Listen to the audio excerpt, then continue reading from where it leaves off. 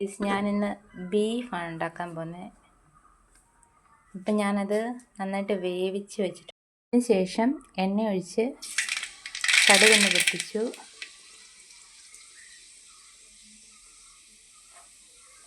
കടുക് പൊട്ടിക്കഴിഞ്ഞപ്പം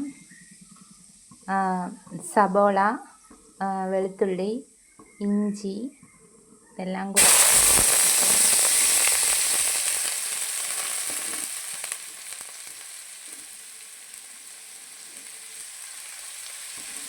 കറിവേപ്പില ഇങ്ങനെ തന്നെ ആയിട്ട് ഇത് നമുക്കിത് വഴറ്റിയെടുക്കാമേ. ഹലോ ഗൈസ്, എനിക്കങ്ങനെ വലുതായിട്ട് ഉണ്ടാക്കാനൊന്നും അറിയത്തില്ല. പിന്നെ ഞാനെല്ലാം ട്രൈ ചെയ്ത് പഠിക്കുകയാണ്. അപ്പം ഞാനിത് എല്ലാം കൂടെ വഴറ്റിയിട്ട്